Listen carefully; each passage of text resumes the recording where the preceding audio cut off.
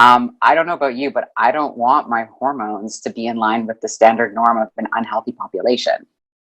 Hello, everyone, and welcome to the TRT and Hormone Optimization channel. I'm your host, Danny Bossa. I'm joined today with a very special guest. She's an academic researcher, practitioner, educator. She's a consultant specializing in health, in hormones, and performance. Please welcome Victoria Felkar to the channel. Welcome to this channel. I am Dr. Steven de Vos, the lifting dermatologist, and this is my bro science hunting partner, Danny Bossa. If you want to learn more about the most cutting-edge science-based information in the world of hormone optimization, please like and subscribe. Click the bell button to get notified. I also invite you to join my other YouTube channel, The Lifting Dermatologist. The link you can find in the description of this video. Thank you for having me on, Danny. I'm looking forward to today's conversation. Awesome. So I had made talked offline, I had made a post in the group asking who everyone would like to see on this channel. And your name came up several times. And I got a lot of people that sent me links of guys that had actually mentioned you in their videos. So great, here you are. And by the way, everyone, she's also a very, very good, dear, close friend of our friend, Dr. Eric Serrano. I am. He has known me almost a decade now. So wow. Yeah, he's a brilliant human being with just such a wealth of knowledge that I love the fact that he's getting out and doing more podcasts and stuff now too, because that he deserves to be heard. Yeah, it's amazing just to think that there's people that have not heard of him. I can't wrap my brain around that one. So, we could start off by basically talking a little bit about this discussion that we had yesterday about your thoughts of a lot of the things that aren't really being addressed in the whole world of TRT. And you kind of had a list of topics you wanted to discuss. I know. Well, yeah. It's maybe just to give people a little bit of background on me. That kind of, I guess, helps to frame my perspective. So I'm an interdisciplinary researcher. So what that means is I draw across multiple different disciplines. So from medicine to exercise physiology, sport medicine, all the way into things like medical anthropology, sociology, history.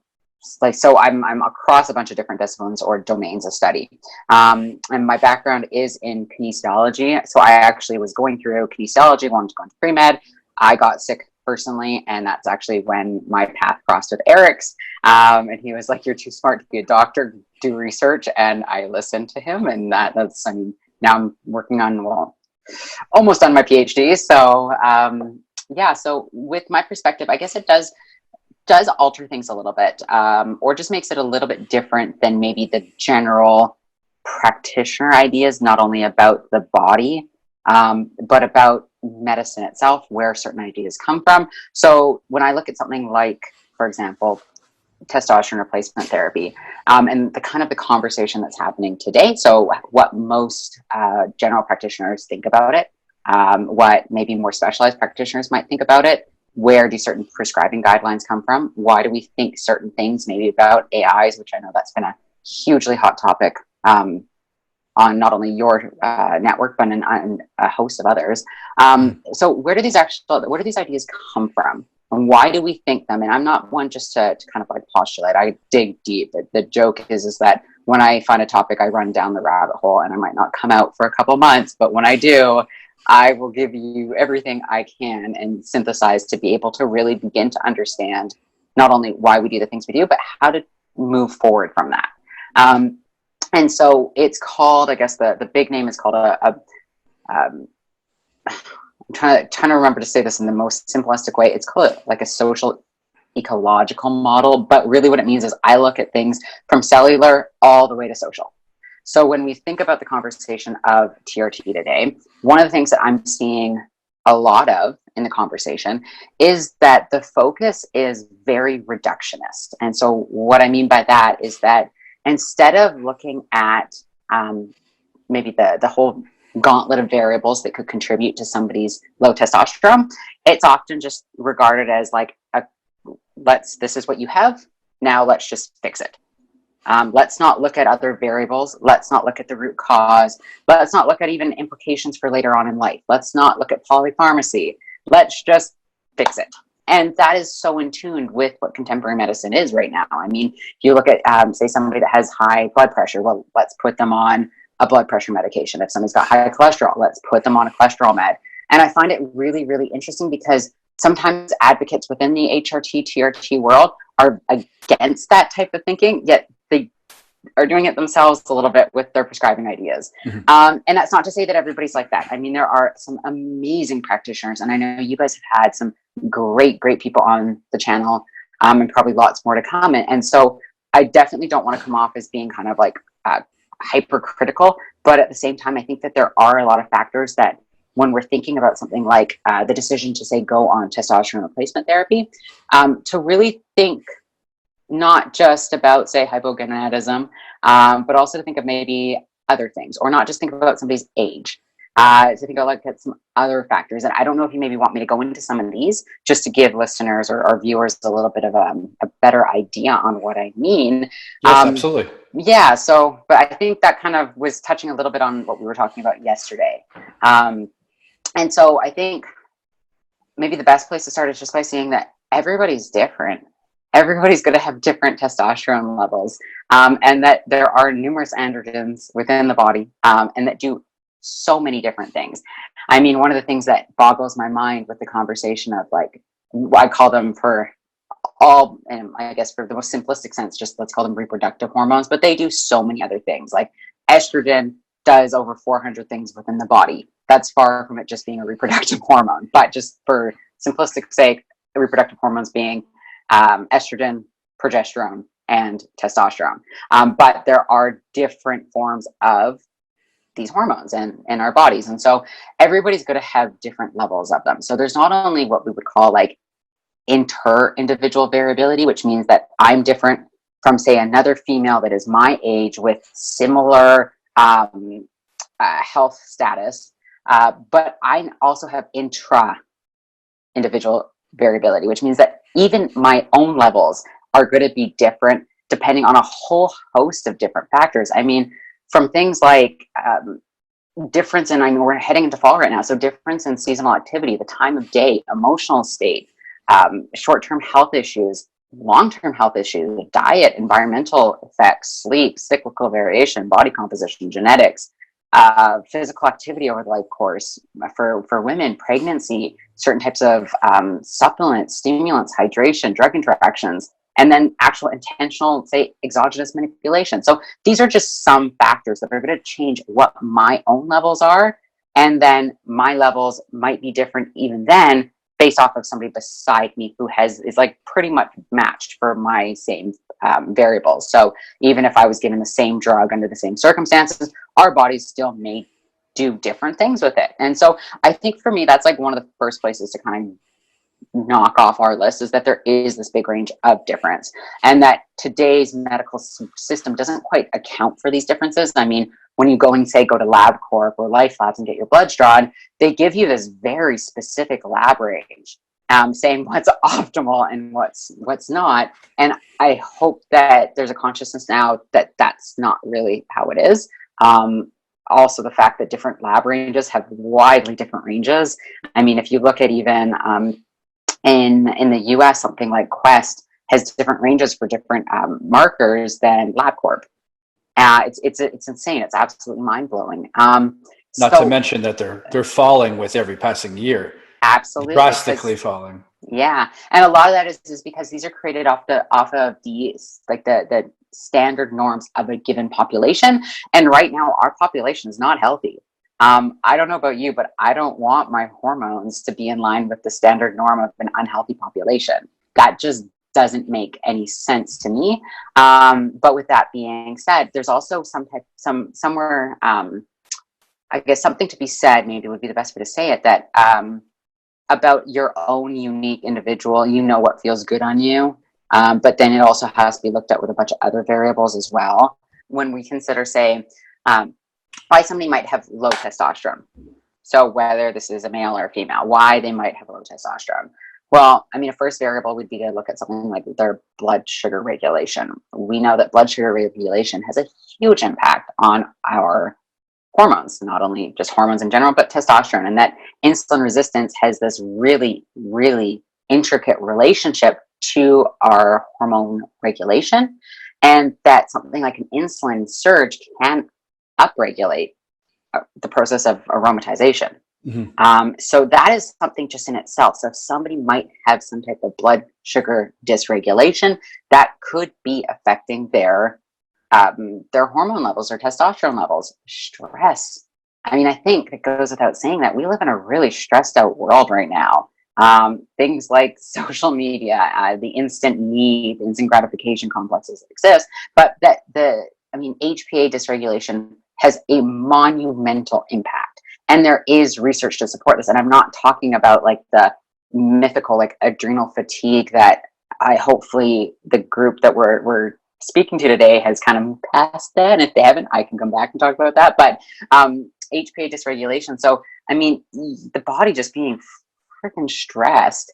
And not only that your hormones are not able to be produced the way that they need to be. You're not actually creating this cholesterol cascade and creating all of our sex hormones. That gets hung up when our bodies get hyper stressed.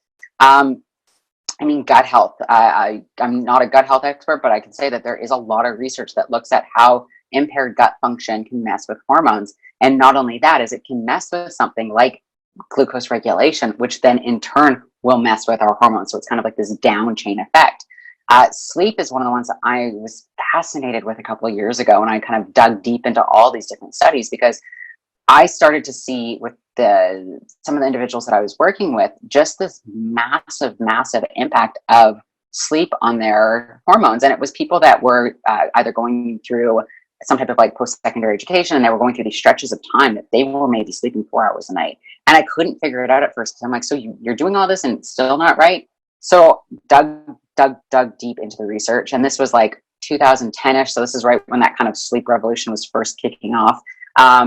But the research on it is it's there. Fragmented sleep causes reductions in testosterone that cannot be ignored. And so this doesn't just mean somebody, say, having a sleep deprivation, so they're just not sleeping at all. It's a reduction of, sometimes some studies have said like 2 hours. So if you're used to getting 8 hours of sleep a night and you're getting 2 hours less, that impacts your sleep or impacts your testosterone, not just on an acute basis, but then when we now multiply that over time, you're going to slowly see this decrease in levels. They've also looked at things like sleep apnea. Now, sleep apnea itself, there isn't quite a very concrete link between those two things, but weight management there is, and weight management is so heavily implicated with sleep apnea. And also, I think it's important to say too that the research has found out that it's not just low testosterone that has an impact, it's actually excessive testosterone as well. So it's not just the, say, androgen deficient individuals that are having issues with sleep. It's also in cases of excessive testosterone as well that there are issues with sleep. Fatty acid balance. So that's another variable that needs to be looked at when somebody might have low testosterone or just, any type of, I think of all these variables speak to any type of reproductive hormone imbalance, but with fatty acid balance, that's getting more into like inflammatory pathways, and how inflammatory pathways do have a magnified effect on our body's ability to create hormones. There can be genetic mutations as well. So genetic mutations, not only to, certain, say, inflammatory conditions, but also to how we're able to actually break down our hormones, or how our liver is able to go through like phase 0 to 3 detoxification pathways. Exercise. Too much exercise, too little exercise can have damning effects on our hormones. There's kind of a sweet spot, but that sweet spot, just like our hormones, have this very big range of variability. So does exercise. And so somebody might have, say, I have a regime that I train 5 days a week. I've been doing this for years. If then all of a sudden they go through a period of heightened stress, that exercise regime might also add too much stress onto their body and they have to rethink things. Mitochondrial health, even things like TBIs or traumatic brain injuries, they have now shown have a massive impact on somebody's not only pituitary function, but also their testosterone levels. And nutrient deficiencies, that's also another big one that really dug into because of my work with contraceptives, and specifically hormonal contraceptives, oral contraceptive agents in female athletes. But nutrient deficiencies, there has been a ton of work on this, going back even into the 70s, saying that there are nutrients that get leached when we take certain drugs, even if it's not through oral consumption. So a lot of times the idea is that if you take something orally, it's got to pass through your liver. So there's going to be certain factors that are required to break this drug down. But it is limited, but there is research concluding that it's not just the oral route of access. It can be other routes of access as well that changes how our nutrient status is, and that there are so many nutrients that are distinctively critical for hormone production, such as vitamin D, zinc, magnesium. Those are just three really important ones that often are not only exclusively linked to, well, not, I shouldn't say exclusively, but pretty exhaustively linked to testosterone deficiency, but also a myriad of other states as well. So yeah, that's some of my factors. I mean, that's a little bit of a ramble, but just to kind of get people's minds wrapped around the fact that if you have low testosterone, the first place to look is not on what your cycle should be, or what AI you should or shouldn't use, or even what type of testing you need to invest a couple $1,000s in if you're paying private. It's almost doing like a lifestyle inventory and going, okay, where am I at with my health? Am I doing what I need to do to be healthy? I joke around when I consult with people, but I mean, it's like kind of the basics of being a good human being. You are sleeping, you are having social relationships, you are having fun, your coping mechanisms are a strength.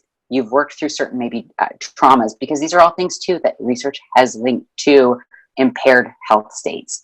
And so looking at these things, I think, should be our first line before we go into other avenues of treating and prescribing certain regimes for something like low testosterone. I mean, another big thing too is that hormones decline with age. Like, case closed. That is our body's natural aging process. Now, can this be expedited because of certain other factors? Absolutely. And can this be maybe not optimal for an individual? Absolutely. And I'm not going to take that away from somebody. I'm not going to be able to say, and I never would, no, you shouldn't do this because, hey, you're 70 years old and you should have low T.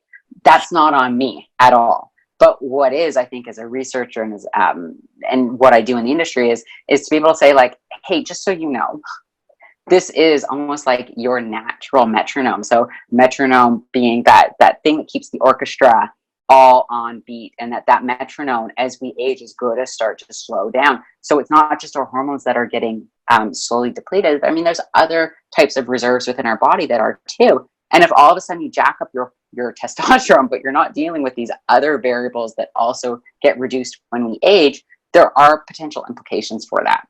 We don't quite know all of them at this point, or even a lot of them, but I mean, theoretically, there's been some really interesting work on, especially with women, looking at the fact that if you've gone through menopause and now all of a sudden you're jacking up your hormones again, what impact might that have on somebody? I mean, there's a lot of positive, and I mean, hopefully listeners know I'm not against use of hormones and steroids, but there is definitely, I think, some unsaid conversations about things like that we definitely do need to be responsible about and to respect. Because that's one of the big arguments which you just brought up there in regards to menopause, is that you get these women that, they start hitting menopause, they're not feeling well, they get some hot flashes, they're miserable, their sex drive starts deteriorating, they just feel overall deterioration. They hop on the estrogen and progesterone, and suddenly everything is great and their quality of life improves. And that's been kind of the norm for quite some time. Absolutely. But if the men do the same thing, they get kind of, chastised for that. And they say, well, how come it's okay with it for women, but not for men? Because we're using testosterone, that nasty word. Yeah. And I think the other thing too is, like you were saying about all the different types of causes of this stuff. When I got into this, I'm in Montreal. I'm in a very, decent sized city here. And it was very difficult to find help about this. And then when I finally discovered, okay, my testosterone levels are low, so maybe that might be something that's causing the way that I'm feeling. I had it checked, and I started asking different types of professionals. I said, well, what's causing it? What can be fixed to resolve this issue? They said, well, it could be a million things. It could be all the stuff that you described. They probably only described about 5 of those or 3, and you've gone on to make this giant list. So then it becomes, okay, well, do I want to spend the money and the time trying to address every single one of these things to see which one it might be? Or do I say, okay, well, screw it. I'll just take the testosterone and I think that might also be the I'm not saying that's the right way. Yeah, Some people absolutely. can look at it to say, well, if I take this, all these things go away, and then all these other things I might have had going forward go away. So, but is it the right way of doing it? I mean, I'd love to just get body scanned, and they just scan my body and like, oh, you've got this massive deficiency of this, and that's why. Oh, great. I don't have to inject myself.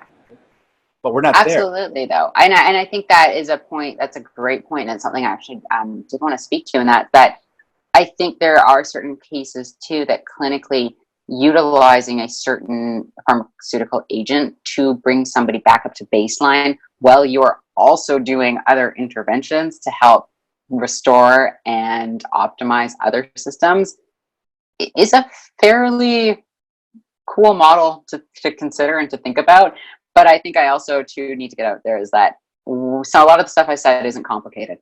I mean, sleep.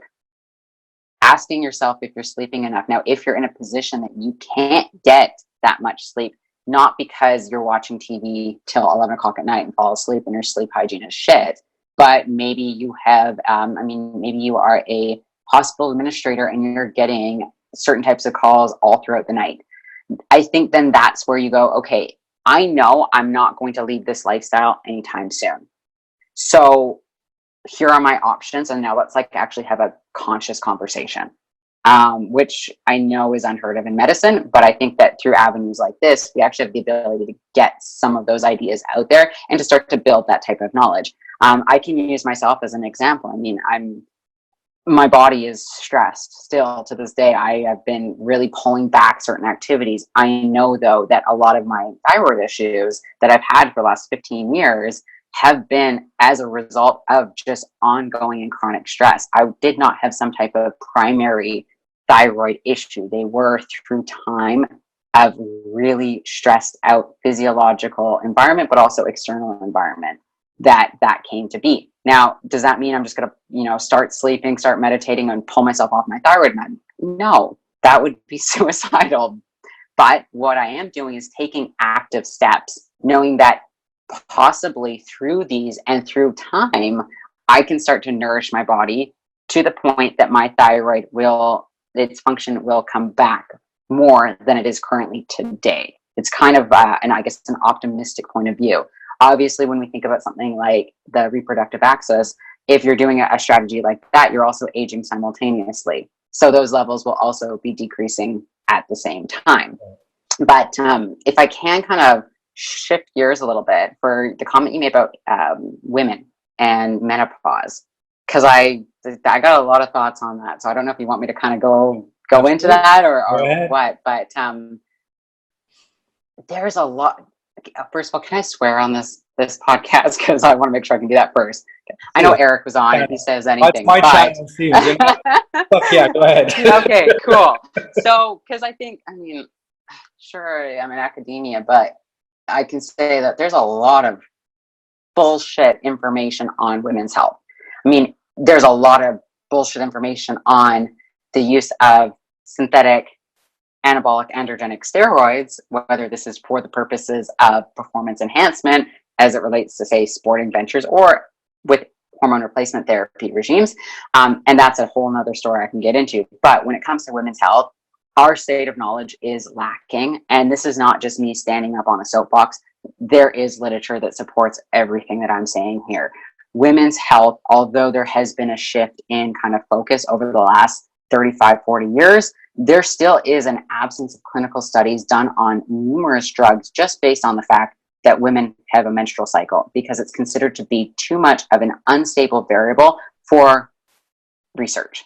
Now, that, sure, menstrual cycles are unstable in some individuals, but that's not an excuse to not do drug research on us. So I think that's one point that's really, really important to make about women's health in general and kind of drug research on women specifically, but also when it comes to something like menopause. Now, language is everything. So the term is actually perimenopause. So when we're talking about this tumultuous, awful time that women experience of hot flashes and everything else, that's perimenopause. Menopause doesn't happen until you're 1 year after your last bleed. So that is menopause. Menopause, the gates are closed. Metronome has slowed down already. So the process of perimenopause, though, is believed now to be a reflector of how somebody's kind of reproductive health has been over the course of their lifetime. And the more kind of tumultuous periods of perimenopause are thought to be related to a lot of really, I guess, chaotic endocrine disruptions. So whether that's the use of oral contraceptives, whether that is amenorrhea due to, say, lack of sleep or even just nutrient deficiencies, whether that is multiple pregnancies, whether that's fertility drugs, whether that's lactation drugs, whether it is just somebody who's lived a really stressed out lifestyle. So inflammation is a big piece into that. Stress management is a big piece into that. General overall, like looking at major systems of the body, that's a big piece of that. So there are so many pieces to perimenopause, and HRT, in my professional opinion, I will hold tight on this one, that I don't think it's our first line of option. I think we do need to address these things from other avenues first, because you are walking into a very scary, scary situation if you're not as a female. You don't know how your body's going to handle these drugs. In particular, if you're somebody who's been progesterone deficient for most of your life, and all of a sudden you're throwing progesterone into the mix, it's going to take you a while to get used to that drug. And just for people, kind of sake of knowledge, progesterone is produced pretty much in its entirety in women if we have an ovulatory menstrual cycle. The whole point of birth control drugs is to stop a female from having an ovulatory cycle. So there is a lot of our population right now of women that are chemically castrated. They have shut down their hypothalamus pituitary ovarian axis intentionally, even though a lot of times women don't know this when they go on these certain regimes. But that's what's happening in order to carry a child. So in order to not only be able to have, fertility's sake, but also to be able to carry a child. So miscarriages, a lot of that can be linked to progesterone deficiencies and issues with progesterone. Progesterone will scoot away if you are stressed. Even just a little bit of stress really, really impacts a female's ability to make healthy amounts of progesterone. It's also essential, though, for our bone health. And so looking at osteoporosis studies, which have gone into, use of progesterone, estrogen, and even androgens for women, yes, these drugs, these hormones are going to help our bones. But what is also going to help our bones is, eating a full-rounded, nutrient-rich diet, getting vitamin D and K, making sure we're getting sufficient calcium, making sure we're getting movement. Progesterone is essential, but it has to either be looked at in with these other variables, or just with the knowledge that HRT is not all sunshine and lollipops for everybody out there. It can be a struggle to find a regime that fits because of all these variables. Okay. You're talking a lot about progesterone, and there's a lot of debate in our group about progesterone in men, just to go off on a little sidetrack. Yeah. What are your thoughts of progesterone in men, its role? Is it required? Can it be literally at zero? Is it essential? Just since we're talking about it a minute ago. So I can't speak a lot to it because women are my main focus. And with men, I have not dug super down the rabbit hole on, let's say, optimal levels of progesterone. But I can say that if there is a hormone in our body getting produced and it's producing other hormones, it's got to roll. It can't just be forgotten. If you look at the process of, say, steroidogenesis and how we create hormones. So steroidogenesis is something that I urge anybody who is manipulating their hormones to know inside out, upside down, and backwards. But so if we look at how we actually create hormones in our body, we utilize progesterone to create other hormones, and other hormones lead to the production of progesterone. So I think to say that zero is okay might not be the smartest thing to look at. And I could be completely wrong here, but I will be honest in saying that if we just go back to biological, like functional biological systems, and we look at just that, the pathways of steroidogenesis, if we don't have progesterone, we're not going through our glucocortical pathway.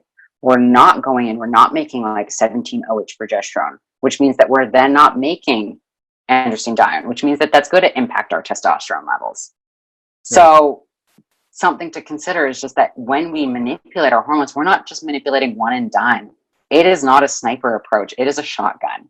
And hormones have a pervasive effect on our bodies. A single marker, let's just say like androstenedione, it has multiple effects. It creates other hormones, and other hormones affect it. And those hormones affect multiple systems in our body. So I think it is maybe a little bit shallow to think that having zero is okay. I only bring that up because when you look at the clinical ranges for progesterone in men, it's 0 to a given number. I forget what the range is, but absolutely. The low end is 0. So apparently there's men walking at 0. Is that and that is it healthy? Is it, you know? I think that probably speaks to, and now you're going to probably make me go down this massive rabbit hole to find this one out. But if I were to go back and if I were to look at, so I call progesterone the forgotten one in biomedicine. If we look at how hormones were developed over time, and so just a little bit of a backstory. So hormones, they are a new thing. I mean, 1905, 1908, that was the beginning of hormones, even just the word itself. The first kind of experiments with androgens, and I can't even call them androgens, but was in 1888, and that was utilizing, testicular glandulars. And so it's not that long ago when you think about it. The term androgen didn't come to be until about 1937, 1938. There are people around, still alive, still functioning, that lived in a time that androgens weren't a thing, that testosterone wasn't a thing, because that wasn't even synthesized. Sorry to cut you off. It wasn't a thing because back then, you know, the main argument these days is the environmental factors we have today that they didn't have back then.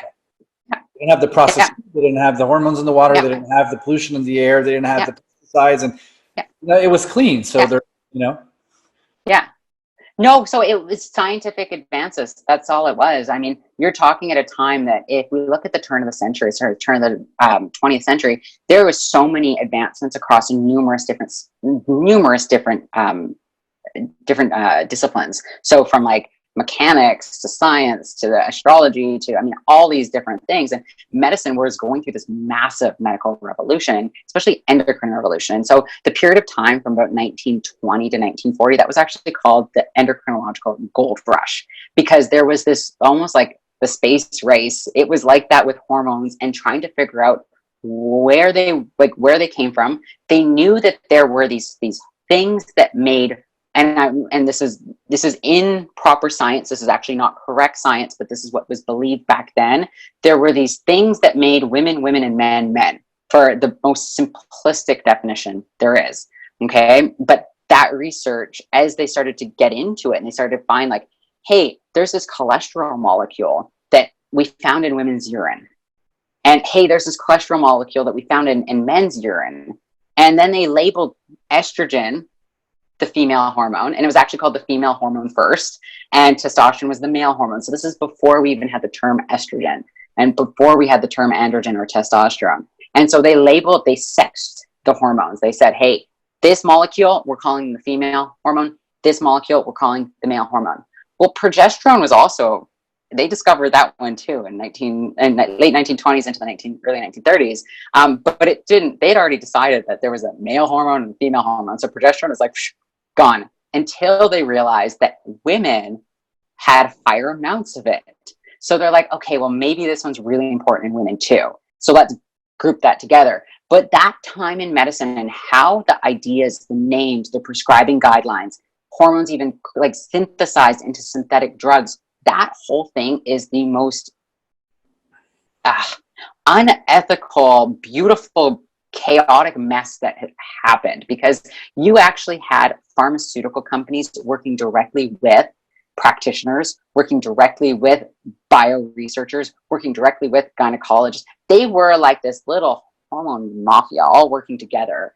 And that's really why there are certain drugs that we still exclusively think of as being female drugs and male drugs when it comes to hormones. It's why androgens to this day are still not clinically regarded as useful for women, and estrogen not seen to be clinically useful for men. And I'm talking about the synthetic forms. You're not going to see many clinical guidelines exist that have estrogen treatment programs for men, even though we know estrogen is essential to men. And it's because these ideas, they're pervasive, they're lingering, they're still in medicine today. And if you trace them throughout time, the story of hormones gets even more complicated when you mix in the impact of sport. And I say that because the amount of research out there that exists linking kind of why we have guidelines like we do in medicine because of sport is minute. Yet when you trach it all, and you should see my office and my other office, it's got whiteboards everywhere. So I do something called network analysis and grounded theory, which means that I have very large data sets and I have to sift through. And so you can see how clinical guidelines got changed for the use of androgens around the time there were certain epitomal moments within sport in the 1960s and in the 1970s. So when you had like the GDR, so the East German athletes that looked all jacked and muscular and they were beating the Americans, and then all of a sudden the American Endocrinology Association changed their guidelines for androgen use. Of course, I can't say like this is causation because I can't, but it is a very, very interesting channel of events that happened. I mean, if you just look at the anabolics getting changed into like a criminalized substance, that also changed how they are tested for. That's changed how they are prescribed to this day. And so with progesterone, I guess, long story short, it's forgotten. And it's forgotten because it was forgotten back at the beginning. Even in women, I find that progesterone, it's so underappreciated. And the fact that you can go to a private lab company and in a female reproductive panel, they do not include a progesterone sample blows my fucking mind. It's unreal. It is unreal. And of course, progesterone, to be able to get an accurate reading, has to be done at certain points in a female's menstrual cycle. The fact that most lab companies do not credit it for a female reproductive hormone panel blows my mind. Progesterone was the one thing that basically saved my wife from going just. Oh yeah, it's essential. It is yin and yang to estrogen. Yet all the attention gets put on estrogen, but it is yin and yang. They help to balance each other. I mean, even if we just look at the impact of estrogen and progesterone on the thyroid for women, progesterone has a massive, massive preserving impact on our thyroid.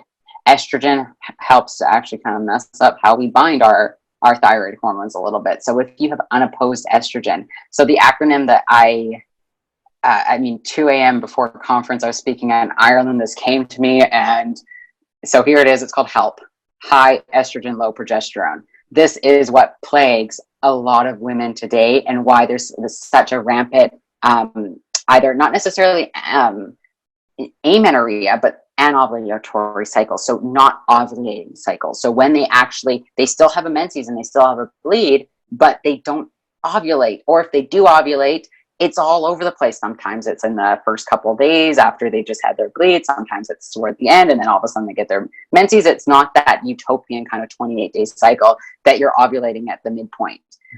That we get told we're supposed to do as women. So high estrogen, low progesterone, one of the biggest implications of that is inflammation. And that the higher our inflammation climbs in our body, whether that's through eating a really crappy diet or high stress or maybe some type of underlying variable or whatever it might be, that's going to negatively impact our body's ability to make progesterone, and the cycle gets started. And kicking that cycle is not impossible, but it takes a lot of work. And in my opinion, again, professionally, that cycle needs to be broken for some time before a female should think about just hopping on hormone replacement when possible. And I say that because that cycle impacts so many other systems in our body, so many. And I think as somebody who has to take like some type of medication every day, it sucks. I wouldn't wish that on anybody.